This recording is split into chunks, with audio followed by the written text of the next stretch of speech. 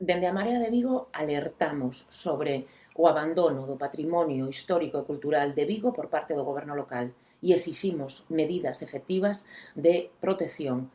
Asociacións e expertos pola defensa do patrimonio están sinalando a inminente perda do dolmen máis enlleiro de Vigo, que é o dolmen coñecido como Casa dos Mouros, situado na parroquia de Candeán. Pero, de todos xeitos, a situación de degradación e de abandono desta mámoa megalítica xa ven de lonxe. No ano 2016, a Marea de Vigo rexistrou unha moción a proposta dos traballadores e traballadoras da arqueoloxía para a conservación dos xacementos arqueolóxicos catalogados, porque xa viñan padecendo actos vandálicos derivados do abandono. Exiximos, polo tanto, rigorosidade, meticulosidade na protección destes xacementos. Lamentablemente non están existindo, como digo, medidas de protección de ningún tipo e o desleixo no coidado do patrimonio histórico e cultural da cidade está avanzando.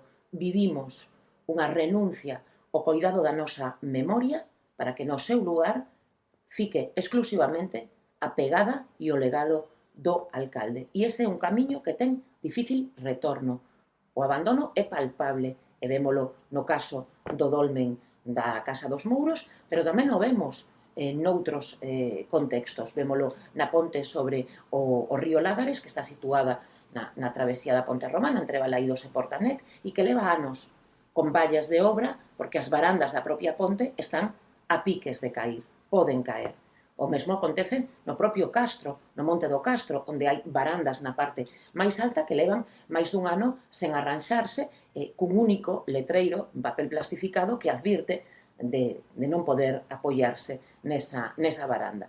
Sen esquecer a situación dos elementos, a multitude de elementos patrimoniais que foron retirados da vía pública e que se acumulan no parque de lavadores sen inventario, sen catalogación, amoreados sen control nin protección, moitos deles expostos ás inclemencias meteorolóxicas e a posibles roubos, e entre eles existe, como xa foi sinalado, elementos de grande valor patrimonial, como é o caso da balconada autoría de Genaro de la Fuente, que foi retirada da rúa Lepanto, de maneira que, dende a Marea de Vigo, exiximos, neste sentido, medidas efectivas de protección do patrimonio.